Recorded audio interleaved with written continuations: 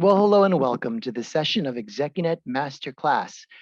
I'm your host, as always, Tony Vlahos, and my guest this hour is nationally recognized franchise consultant and international best-selling author, Mr. Pete Gilfillan. So, can you see yourself starting something new in 2022? Perhaps a side business that gives you a little extra income security? I bet you can, which is why you've tuned in to hear Pete talk to you about the wonderful option called franchise ownership.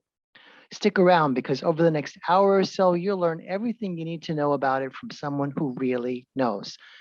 All that's coming right up. But first, just a couple of quick housekeeping things to ensure your experience today is all the more enjoyable and valuable. First, as you can tell, Pete will be using a PowerPoint deck to lead you through today's presentation. Please follow along. And if along the way you think of questions you'd like to ask, you can pop those into the Q&A box, and I will do my very best to relay them to him before the end of the session. Second, if you have any technical issues, by all means chat to us, and my amazing colleague Kim, who's behind the scenes, will help you out.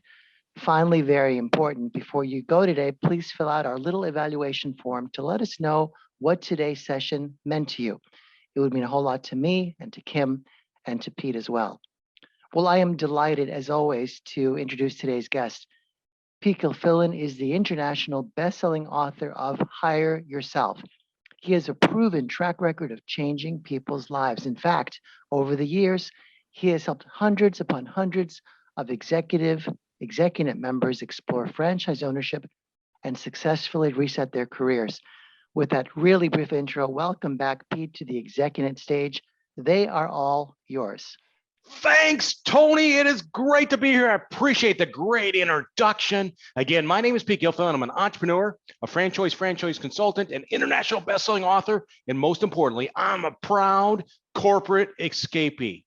Now, I'm here today to really encourage you to create greater income and career success through a side franchise business. I'm here to dispel common myths about franchising, in fact, 10 of them, and I'm going to answer a lot of your questions and give you some awesome resources. So, are you a corporate executive looking to take control of your destiny, create career and income security, build supplemental income, diversify your assets and your income, be rewarded for your hard work, set up a plan to escape that corporate world or that corporate job, live life in your terms, and I'll even say enjoy yourself? If you answer yes to any of those questions, then you are in the right place. Now, my story is probably very similar to many of yours. I was told, go to college, get a good degree, and get in with the company and spend your career at that company. And that's what I started to do. I graduated, I started with Ford Motor Company, and I got on their executive fast track. And I found myself moving up very quickly to where I ended up becoming a general manager of a very large area, and I ran a $5 billion sales marketing organization. It was going really well. I'd given my life to Ford, and I'm in a staff meeting with my team. And I get called out of the office or out of the staff meeting and go into my office, take a call with my boss. My boss offers me a voluntary separation package. Now, I'm blown away. I'm devastated. I can't believe this. I've given my life to Ford 17 years. Just everything, moving every 20 months. And I can't believe they're doing this. Good performance reviews. So I was devastated, but I went home and I talked to my wife and I said, I don't know what we do here. She goes, I think it's time for us to take a new journey. So I left Ford. I took the package, took a little time off to reconnect with my family. And then I started looking and exploring my options. Do I get another corporate job? Do I invest in a business? Do I invest in a franchise? And after a couple months, I was sitting there at the kitchen table with my wife, and we've got two great options in front of us. We got a job offer from a company called Terex to run the Americas for their construction group. And I also had an LOI for a small business in my community that I could buy. And I always wanted to be an entrepreneur. But my wife, she determined that income security came with a job. So I took the job. And Terex was a great company. I ran the Americas, then I got promoted to head of global sales and production planning for the construction group. And I was gone all the time. I was gone 5-6 days a week. And my wife didn't like that. My kids, I was disconnected from them. I'm always gone. And I woke up one day in a hotel room overseas. It's pitch dark and I couldn't remember where I was at. And it clicked to me. It says, I'm not living my life. I'm not in control. I'm sitting somewhere. I've got this nice wife, a wonderful kids, got a house, I got a yellow lab, and I'm sitting in a hotel room room, trying to figure out I'm at. This is not life for me. So I decided right there, I'm done. I'm quitting the high paid corporate job. I get nothing in hand. So I go home and I tell my wife that. She's not really thrilled about it, but I did it. And it took me about a month. I found the business that I wanted to invest in, and I invested in a junk room franchise, a master franchise. That means I bought the rights to 3 states, and as a master franchisee, you help find franchisees for those states. And I loved helping people look at the idea of becoming business owners. About the same time, I got invited to join FranChoice, which is an elite franchise consulting group out there. And that really is where I found my passion. I sold my master franchise and put all my time and energy into being a franchise consultant. And as a franchise consultant, my passion, my vision is I work with hundreds of executives each year. And my job is very simple, to help them explore franchising. In fact, I wrote a book and it's a bestseller. It's called Hire Yourself. And it's really about helping executives take control of their destiny, to build wealth and to live life on their terms. So that's my mission. That's my passion. My promise to you today is I'm going to encourage you to set up a franchise side business. I'm going to teach you about the executive semi-absentee franchise ownership model. I'm going to bust 10 common franchise ownership myths, and I'm going to offer you some great resources at the end of the webinar. Now, are you a 50+ corporate-year-old executive? And why are more corporate executives taking the path of franchise ownership? Well, the future of the corporate executive, the way I see it is there's going to be future layoffs and more downsizing. It's just the nature of it. And we're going to see more underemployment from a standpoint of consulting, contract work. It appears to be the new reality. And people are changing jobs every 4 years, opposed to that 30-year career. We're in a very transient work environment right now. And there is more or increasing age and unemployment discrimination. And if you don't know what unemployment discrimination it is if you've been out of work for more than 6 months, a company would rather have somebody with less experience that is employed than somebody that is unemployed that has a ton of experience. So it's a reality. Now, here's a really scary stat, and this should catch your attention. 50+ corporate executives, 50+, so your 50+ corporate executives, 50% of them get pushed out into retirement or out of the company before they're ready. So 50% of 50+ corporate executives are pushed out of their job when they don't want to be. Now, here's even a scarier stat.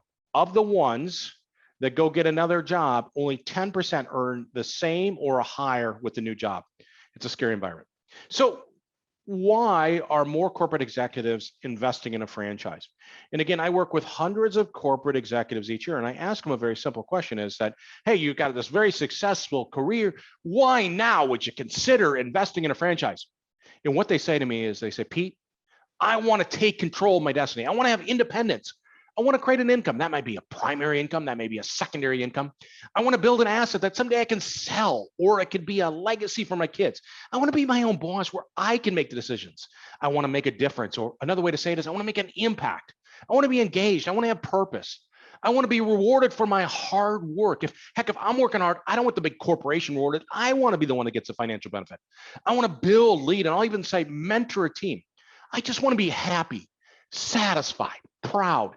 I want to create a family business where I can include my spouse, my significant other, my kids in the business. I want to leverage my personal capital, put it into something I can build. I want to beat ageism. I don't ever want to clock out of the workforce. I don't ever want anybody to determine my future. So I want to create career and income security. So reasons to start a franchise business on the side. Well, we can leverage that corporate income while we're starting the franchise. That's my mistake. I didn't do that. I just left the corporate job, left my high-paying income, and started the franchise anew, right? Opposed to keeping my corporate job and starting the business on the side. So it also allows us to diversify our assets and our income. It allows us to create a supplemental income to build wealth and to protect ourselves from the future. Think of it as an insurance plan in case you get laid off. And you're building a bridge to escape the corporate world. You're building something that will allow you down the line to start living life on your own terms. So what is franchising?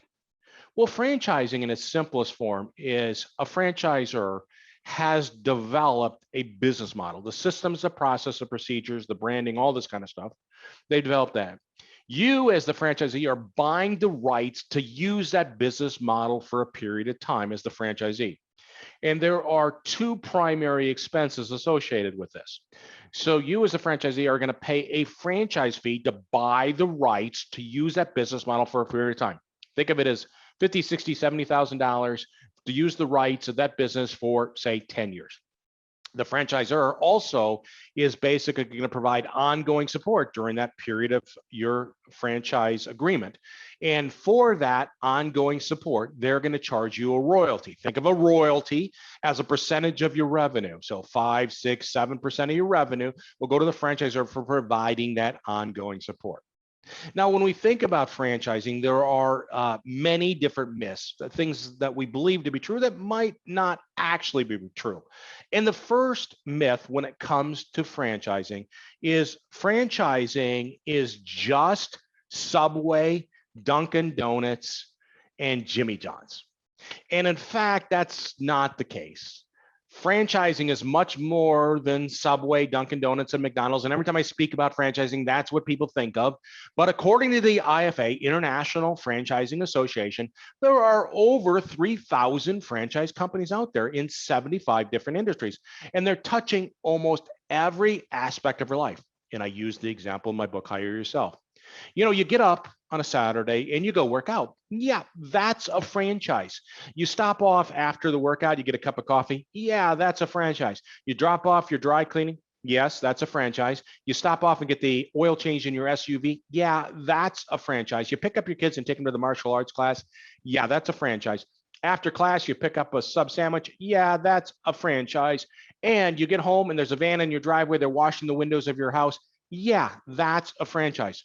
In all cases, it touches every aspect of our life, and it's true that it has a significant impact on our economy. So from a standpoint of establishments, according to IFA, there are over 800,000 franchise establishments out there today. They're employing over 8.5 million people, and the overall contribution to the GDP is a little under $500 billion. Franchising is booming. Now, when we talk about franchising, there are two basic business models. There are service-based franchises that go to people's homes or businesses and provide a product or service. So they could basically paint my house, they could paint my business, they could fix the HVAC system in my house or my business from that standpoint, and also different services or products. But bottom line is there are service-based franchises, and then there are facility-based franchise concepts. So think of that strip mall down the street. Somebody takes 2,000 square feet and they create it into a place where you can get a haircut, get a sub sandwich, get a massage, take a Pilates class, facility-based rent. So two basic business models.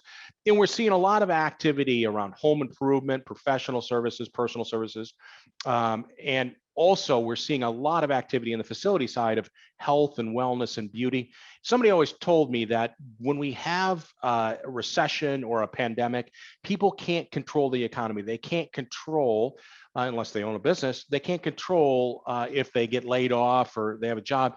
But when we have those situations, we can control about how we feel about ourselves, working out, how we look, doing facials or massages or hair removal, whatever it may be, nails, we can control the things. And so people do that, and we're always going to put money into our kids.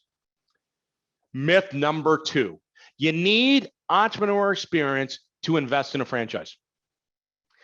You do not need entrepreneur experience to invest in a franchise. But you do need to bring to the table some business and operation acumen that you've gained from the corporate job. So we all gain experience from the corporate job. We're exposed to different things. So we bring that experience, and we also bring our leadership skills to the table. So we don't have to have entrepreneur experience. We have to have some acumen that we bring to the table and some leadership skills. And it's important you know your skills and your strengths. Like, are you comfortable doing sales and business development? Are you comfortable talking to people? Are you comfortable managing and leading people? Do you have the ability to follow a process? Do you have a passion, or do you enjoy satisfying customers? Can you process change or evolve over time? Business is always changing. Can you go with the flow? When I was at Ford, we used to use what was called the 4 C's to determine if we would grant the franchise or award the franchise to a dealer. And so we looked at capacity. Did they have some experience? We looked at character. Did they live a life of good character? Did they have the capital to essentially be successful in the business? And did they have a history or a passion to satisfying customers? When I wrote the book, Hire Yourself, I added the fifth C, which is cooperation, because when we talk about franchising, it is a partnership with the franchisor. Can you work with a partner?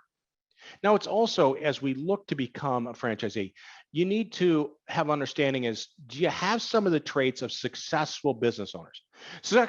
Successful business owners are disciplined, they're confident, they're open-minded, they're self-starters, they're competitive, they're creative, they're determined, they're passionate, they have strong people skills, and certainly a solid work ethic. Myth number 3, investing in a franchise business is like buying a job. And that is not true. We're seeing a growing movement where franchise ownership in many cases is where you work on the business, not in the business. So the executives that I work with want to set up the overall direction, make the key decisions while overseeing a manager and managing the business. So when we look at levels of engagement, some people do invest in a franchise and they want to be the artisan, right? They want to work in the business. They want to be the guy or gal. So if it's a lawn fertilizing business, they want to be fertilizing lawns. They get in a little truck and they fertilize the next lawn. Or if it's a facility-based concept, they want to be making sub sandwiches 7 days a week behind the counter, right? And that is really about creating a job for themselves. That is what most people don't want, or the executives that I work with do not want to be that artisan, but rather they want the executive model. And that's where they work on the business and plan to grow it or scale it over time. Now, as we talk about the executive model, this is this idea that you can be involved in the business full-time, managing the manager, planning the marketing, all that kind of stuff. So you're not the artist and you're not spraying lawns, you're not making sub sandwiches, but you're involved in the business full-time. So executive model full-time. And what we're talking about today is the other side of the spectrum, which is the executive model semi-absentee. And that's where you keep your corporate job. You get the business going. You put a manager in place and you watch over that manager 15 or 20 hours a week. You don't have to be there every day, but you still need to be minding your business 15 to 20 hours a week. In both cases, full-time or semi-absentee, most people look to scale or grow multiple different locations. Now, this idea of keeping your corporate position while starting a franchise business on the side, you can leverage the semi-absentee business model to create that side business. You can keep that corporate executive position, or i.e. your income, while starting the franchise business. And after the business is established, the manager can operate that business and you oversee them 15 to 20 hours a week. Again, you don't have to be there every day, but we need to be minding your business.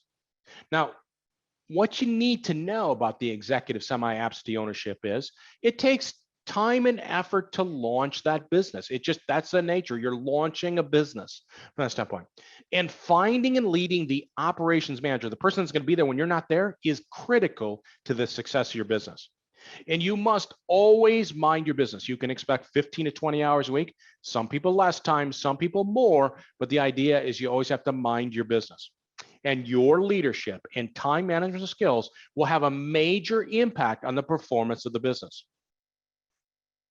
Myth number 4, you need millions of dollars to invest in a franchise. That's not true. The total investment, there are significant ranges when we talk about investing in a franchise.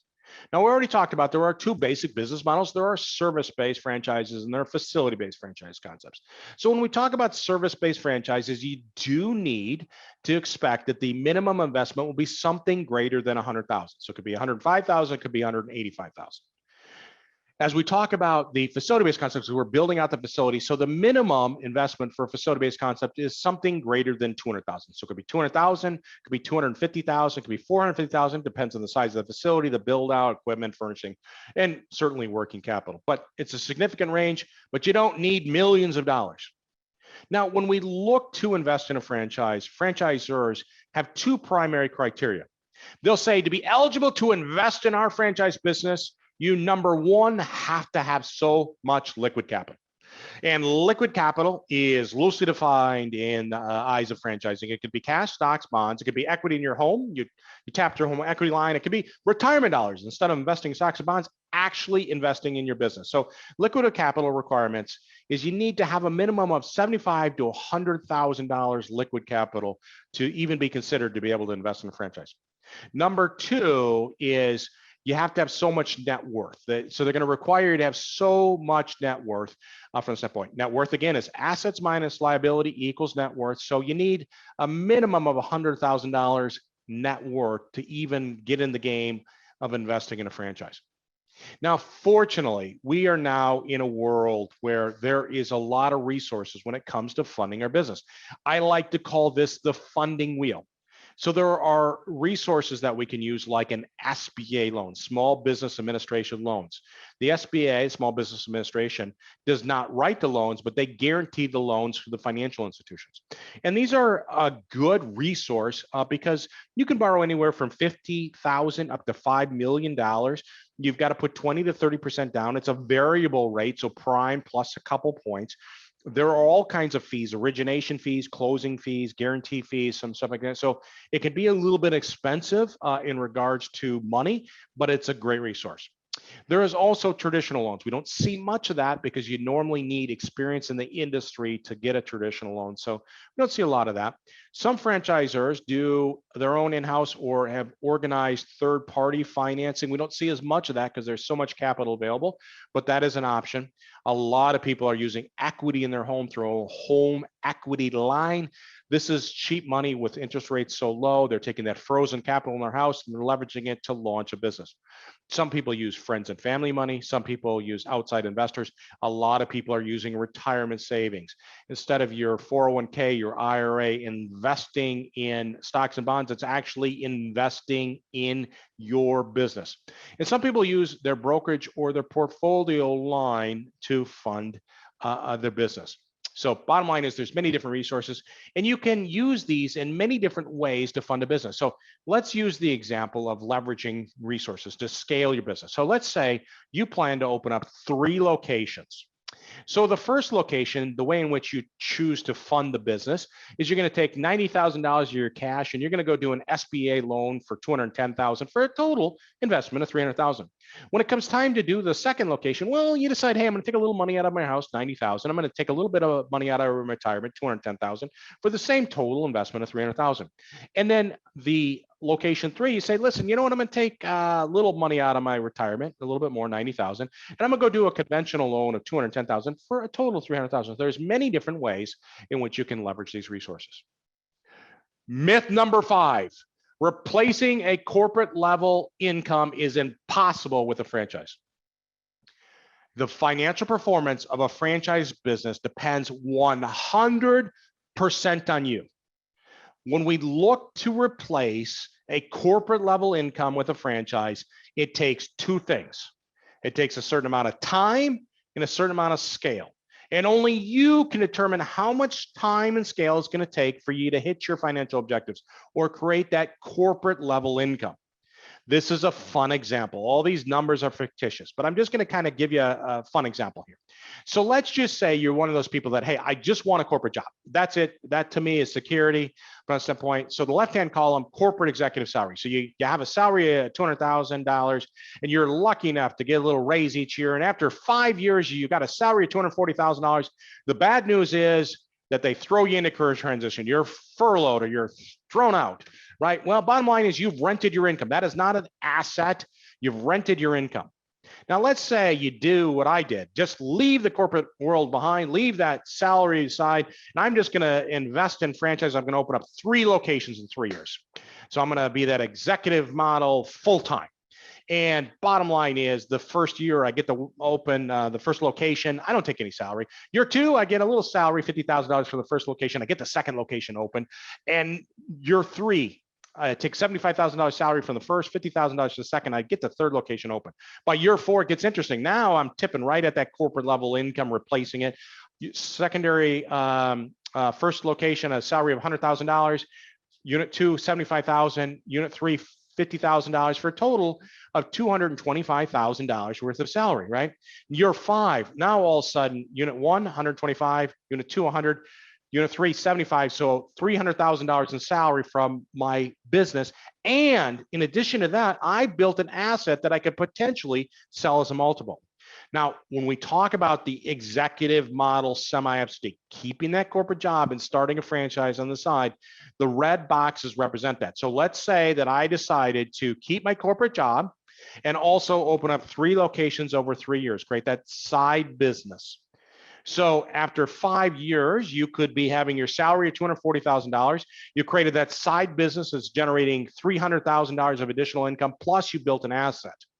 So again, only you can determine how much time and scale it takes you to get to your financial goals, and it's dependent 100% on your performance.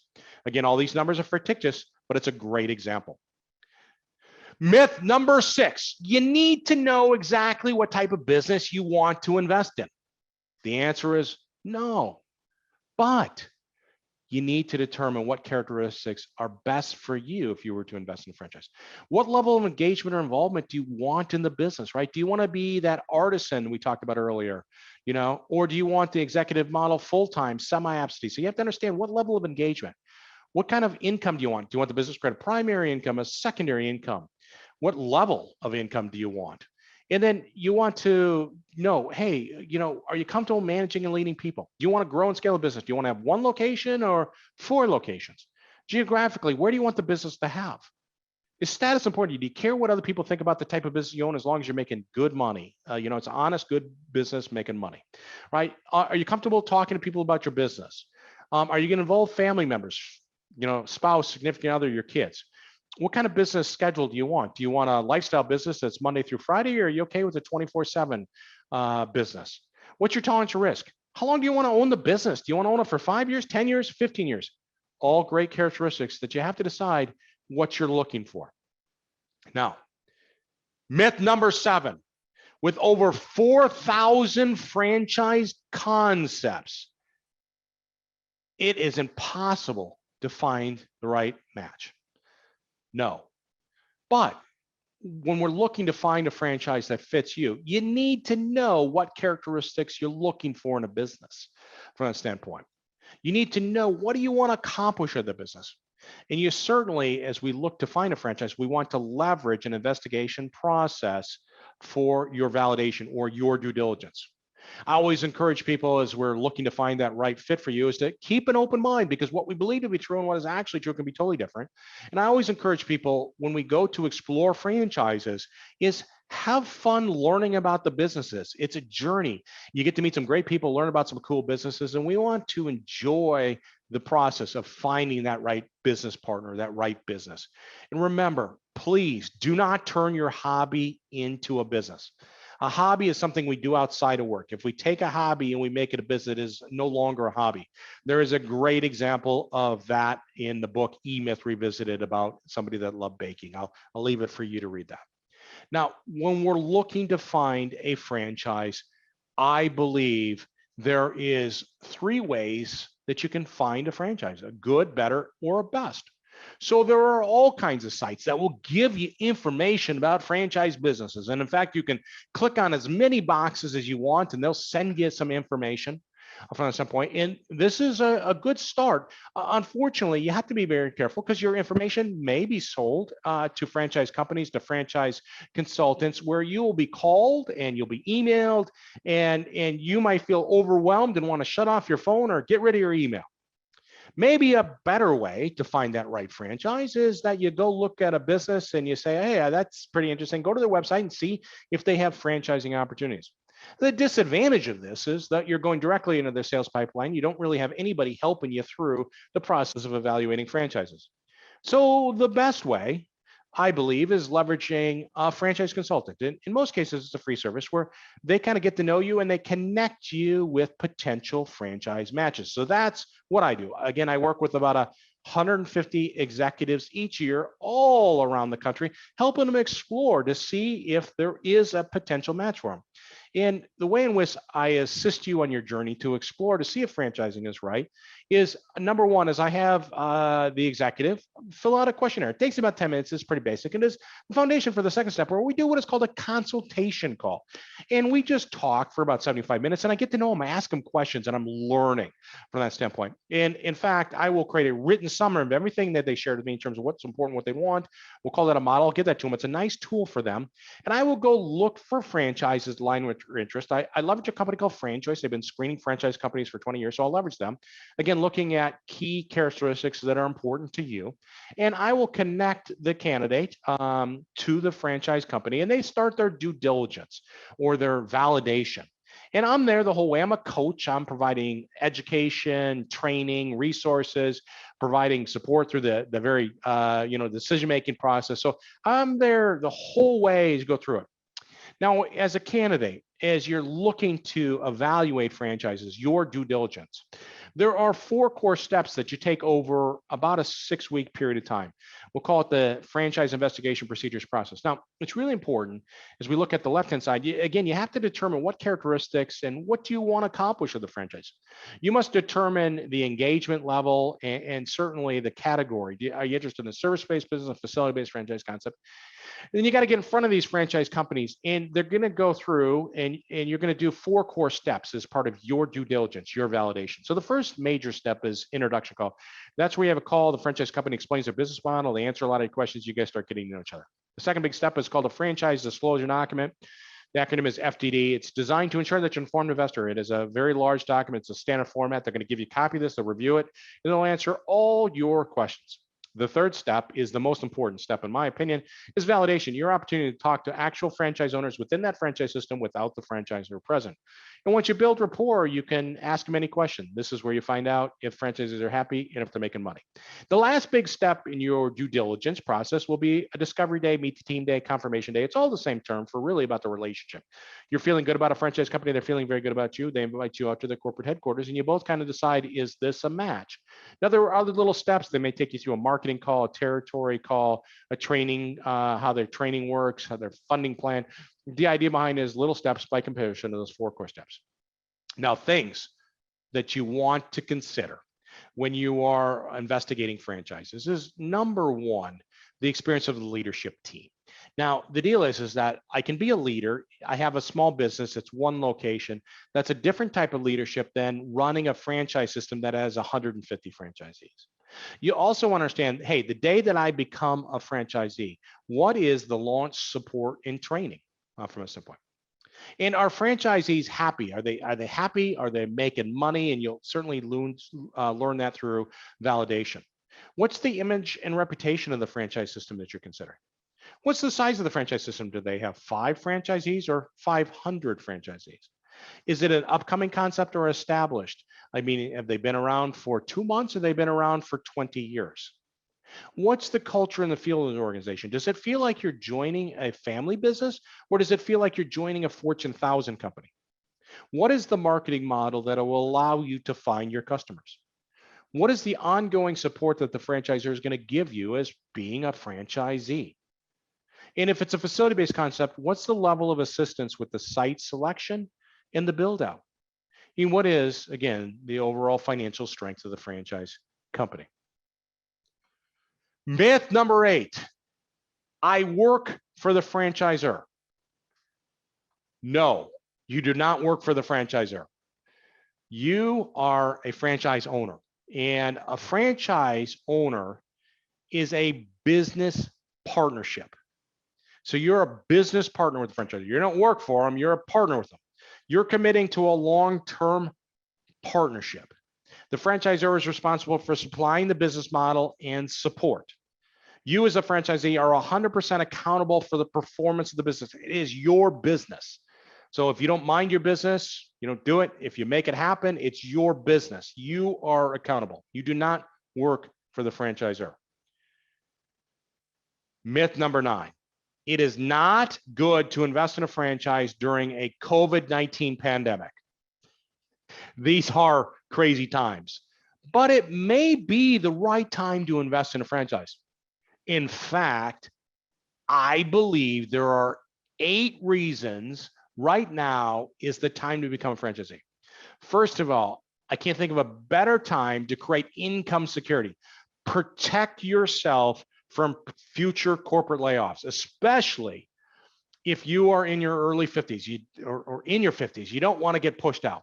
You want to diversify your assets and your income. With a business, you're in control of your income and your assets. Take control, diversify your assets and your income.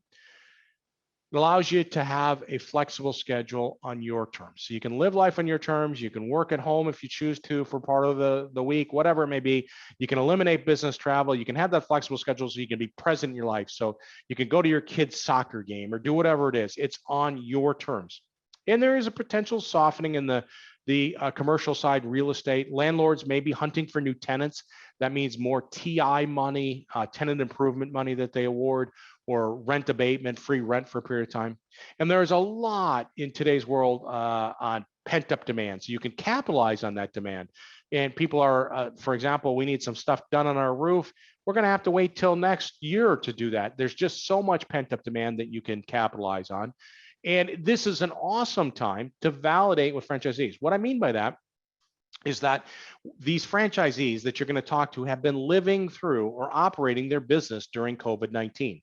So you can ask the franchisees, how did the franchisor help you through the last 18 months? How did that business partner help you navigate the pandemic? For example, how did they adjust the business model? And you can also ask, how did the business model hold up during the last 18 months? So it's a great time to be validating a franchise. And certainly there are going to be, I believe, more business resale options out there. Businesses are just going to be interested in selling.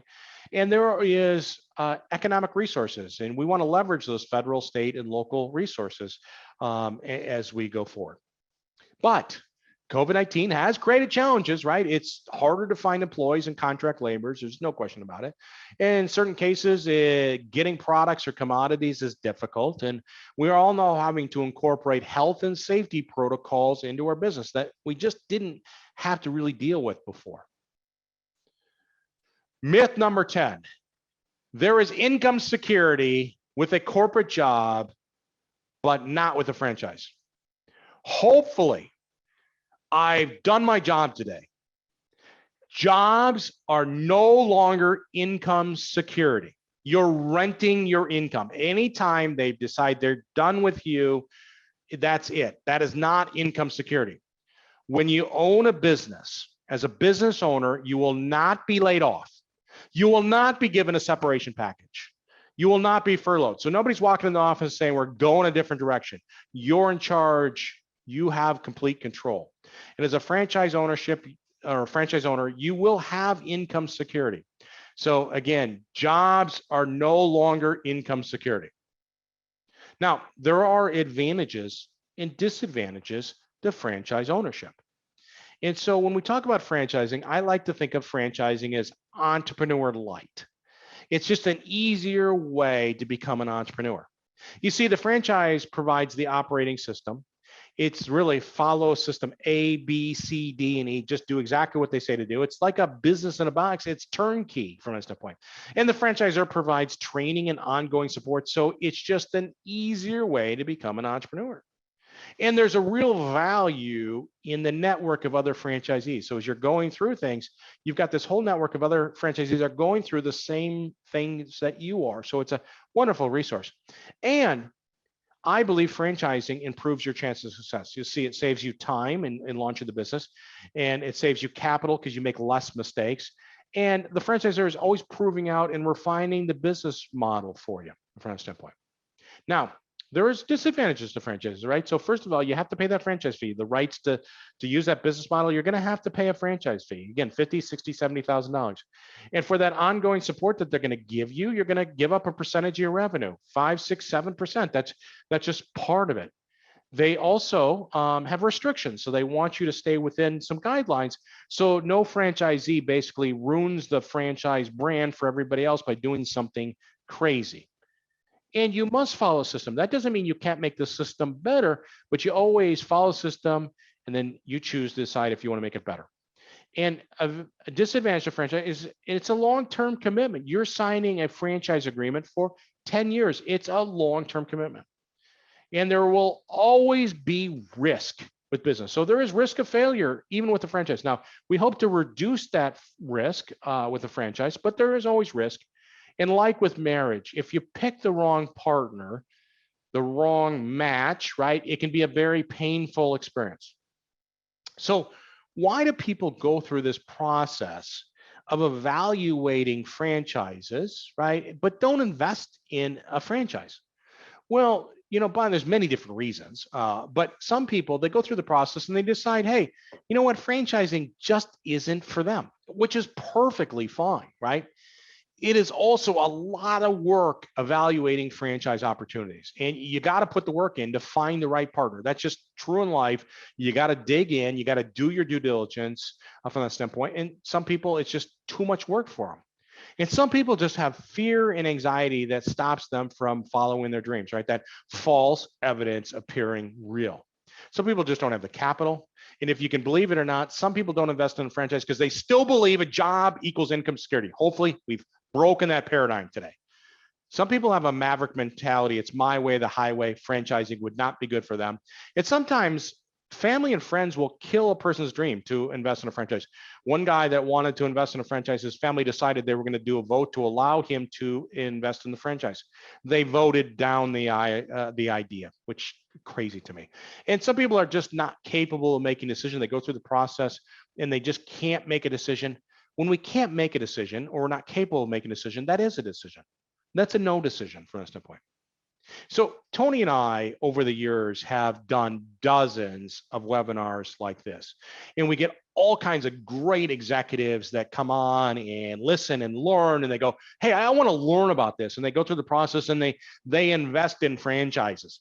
And Tony and I have taken the time to interview them, and they share their success stories with you. So here are some links to some great success stories of people that were just like you on a webinar today, and they were listening, they got engaged, they investigated franchises, they invested in franchise, and here they tell their story. So Jim Griffin, senior level executive, wants to leave the corporate world. He's done with it, decides to open up multiple franchises in multiple different states, kind of in a boutique fitness concept. Great success story. Bill Welsh, senior level executive, wants to leave the corporate world, but he wants to be involved in it, the executive model full time. So he ended up investing in a window washing franchise, right? Not washing windows, not doing that, but he's leading the business. And he tells his great success story. John Weiss, senior level executive, entrepreneur, had launched many different businesses, decided that he wasn't interested in going back into the corporate world, didn't want to go through all the work of kind of starting something from scratch. So he saw the benefit of a franchise where they had the recipe. It's just an easier path, that entrepreneur light that I talked about. So he shares his story of opening up multiple salon suite franchise concepts. And Mike Furnish. Furnish, great guy, traditional, want to keep my corporate job, start the franchise on the side. And he shares his journey of how he kept his corporate job and he manages his franchise on the side. And he kind of actually tells us a little bit about how he manages his day. So keeping that corporate job and also managing the business.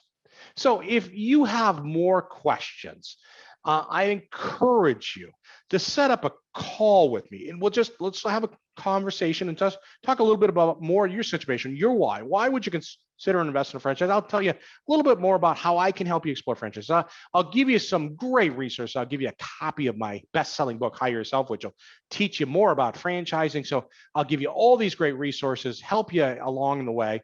All you have to do is go to hireyourself.com/ExecuNet offer, and you just put your information in there and you can learn a whole bunch more. So, in summary, if you're a corporate executive looking to take control of your destiny, to create career and income security, to build a supplemental income, to diversify your assets, your income, be rewarded for your hard work, set up a plan to escape that corporate job, right? Live life on your terms, or I'll just even say enjoy yourself. You owe it to yourself to at least explore franchising to see if it's a potential path. So I encourage you to take us up on the offer, all the great resources. With that, Tony, I say thank you, and let's turn it over for questions. All right, Pete, thank you. So we get the question that we always get among a couple of others, which is, how does Pete Gilfillan get paid? In other words, what's your engagement model? I think we're all clear on the role you play. It's really a soup to nuts guidance and advisory role, everything from helping you find the right fit for you to helping you see it through. But who pays you and how do you get paid? Help us demystify that part. Yeah, the cool thing about what I do is my services are free. free to the candidate. So as I work with executives, they sign nothing, they pay me nothing from that standpoint. So other than their valuable time, the process will cost them nothing from that standpoint. So they could go after a month and a half, they decide, franchising is not for me. Well, then we part way friends. But if they do invest in a franchise, the way in which I get compensated is two ways. The first way is the franchisor, because they are looking for good franchise partners. They will pay me a referral fee for making that connection. And so when the person invests in the franchise, I get a referral fee from the franchisor. Number two is I hope when I do an awesome job, I play full out and I help that person find that franchise, that they pay it forward to somebody else. They refer me to other colleagues that aren't happy. They're interested in exploring the path of franchise ownership, or simply put, referrals. Right. Cool. So anyone who spends a little bit of money or a lot of money wants to know, where is it going to go? How will it grow? What assurances or what steps could anyone take, Pete, to get the best return on their investment in a franchise? What do you recommend? So I think from a standpoint of investing in a franchise, number one is you've got to pick the right business partner, the right franchise system. Number two is I think it's very dependent on, number one, your ability to lead. So in most cases, as the business owner, you are leading that team. And it's so important that you have the ability to lead that team, because you're in many cases not going to be there. So it's kind of that acumen, the leadership skills that you leverage to be successful. Number two, I think it's this idea of being able to overcome problems. In life, there are problems, there is obstacles. Being an entrepreneur, your job is to overcome the obstacles. And we live in a world today where people blame other people for things that happen. But good entrepreneurs, to ensure that you're successful, is you need to figure out how you overcome those things that just get in your way. The best example, one of the best entrepreneurs out there today, is Tony Robbins. I think he owns over 75 different businesses. I'm a raving fan of what he does. And I think a little back about what he did in COVID-19. So we get this COVID-19. Tony Robbins' business, his success is by taking 8,000 people, putting them into a convention center, and basically changing their lives, transforming their lives over a 4-day period of time. COVID-19 comes in, and all over the world, he gets shut down. He can't take anybody through this transformational experience, right? He can't bring everybody together. So being an entrepreneur, he could let his business fail, or he can figure out a way to make it work. So what's he do? He goes and creates this production facility.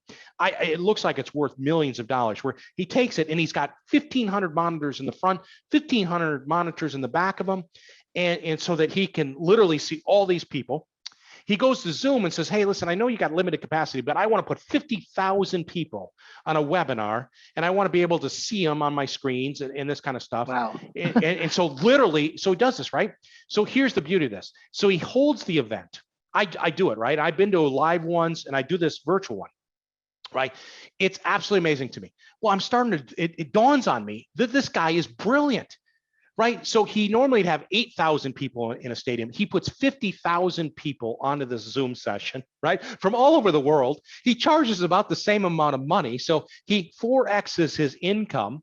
The experience is actually better because I can sit there and I can have a glass of water. I'm not by a bunch of people. I can literally, it's like he's right in front of me on my monitor.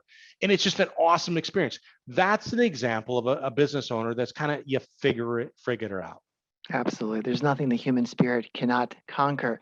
So, Pete, again, on the topic of managing risk, talk to us just a little bit more about the semi-absentee model, where you could keep your corporate day job, if you so choose, and manage the business on the side and even remotely. What are some of the positives and pitfalls in just a few words? I know we're being redundant, but I think it's an aspect of what you offer that could be very compelling to this audience. Yeah, so I think number one is we take a look at it, and I use the example of myself, where I left my high-paying corporate job, and I left it behind to go start investing in a franchise business. And this is a hard track because I still had my mortgage. I had 4 young kids, all that kind of stuff. So I had all my expenses. And so I didn't have the benefit of having that salary, that income to cover my mortgage and cover food and all that other kind of stuff. I literally had to capitalize that in my business. So that is the real advantage to this, is starting it on the side. You can have your corporate income and while you're building that business. So it just seems to be an easier glide path. Now, the disadvantage to the executive model is that you're in a corporate job. You're very busy. You got responsibilities, right? You're running an organization or whatever it may be. And so you have to be really good at time management and leadership skills, because bottom line is that you got to keep your performance up in your corporate job, but you're starting this business on the side. So you have to be very good at how you lay out and delegate responsibilities to your manager, how you lead them and stuff like that. And so if you're not a good leader, you're not a good delegator, manager, leader, whatever it may be, and good at time management, because when we talked about that Mike Furnish keeping his corporate job and starting on the franchise on the side, he kind of talked about, okay, his routine. So on his way to his corporate job, he calls his manager, sets the priorities for the day. He may at lunchtime check in with his manager. After work, he may on the way home check in with them, call them, or even stop by, right? But the idea is that you have to be really good at leadership and time management. Mm-hmm. Now we're going to continue with a couple more questions, but I do want to recognize a couple of more, I'll say, personal questions that came in. And I'm going to encourage those 2 attendees, as well as anyone else who, after this call or even during it, has something of a more personal nature to discuss with Pete. For example, share your own story and some of your concerns. By all means, follow through on the link that Kim has chatted. That's what it's for. Take a few moments of his time. He's giving it to you. Take advantage of it and use that time to ask him what you like, what you are concerned about. And I know him. He will steer you right. And it doesn't mean you're going to have to buy a franchise. It means he's going to steer you right. It's 2 different things, right? So, Pete, let's talk a little bit about failure rates. I know that's a very broad topic and it varies and it depends, but I'll reshape the question this way. When franchises do fail, what usually is the primary reason that it does fail? Primary reasons if people fail in franchises, I think number one, they don't have a sense of urgency. So I always tell people when you launch a business that it's a lot of work and you have to have a sense of urgency, like treat every day like it's the last day. You have to have that passion, that drive. It takes a lot of power to get a business off the ground. And I mean, there are, I think, one person that invested in a franchise where, they got going and they decided that they wanted to spend their afternoons playing in the park with their kids. And that's great, but that may not be conducive to launching a business. Number 2 is, I think, this idea we talked about earlier of not being able to overcome problems. You're going to have problems. You're going to have roadblocks. You must overcome those from that standpoint. Take ownership in them. Number 3 is this ability to manage and lead people from a standpoint, because you're not looking to buy a job. You're looking to lead a business. And so you need to do that kind of stuff. And that sounds really basic, right? But what we have to do is make sure that we're doing all those things. And then I guess it would be number 4 is it's being able to evolve. And we're in a world now where I was just taping a podcast and I was looking at it. The amount of information that we have in the world has doubled in the last 2 years. The world is evolving at a pace that we've never seen before. And we just have to continue to evolve our business like anything else to keep pace with the change that's going on. And so you have to be able to evolve or you get left behind and, simply put, aren't successful. Absolutely. So everyone, again, you've heard from Pete. He's painted a realistic picture of the opportunity. I love the word evolve because we all need to keep doing that. Our careers cannot stand still, and often they take directions we never imagined or dreamed of. But then once we start getting the answers that we need, we make the best informed decisions and then we leap. And then it's amazing what transpires. So I'm encouraging you, really consider this, follow through, talk to Pete, Pete, thank you for making time, sharing your insight as always. Thank you to all who attended for the questions you asked. And I know there are many who've got questions that they will think of and want to ask. One last time, follow through on the link, talk to Pete, have those questions answered, and know you've done right by yourself in your career simply by tuning in, asking away, and gaining the understanding and learning that you need to make the right choices for you. Pete, any final thoughts before we officially wrap up today's session? No, I'm honored and thankful for being able to share all this today. And I encourage people, again, if you just want to learn about franchising to see if it's a potential path, I encourage you to step up and just learn. There's nothing wrong with just learning to see if it's a potential path. Wonderful. Thank you again, Pete. Thank you all. I look forward to seeing you at the next session of ExecuNet Masterclass. Bye for now.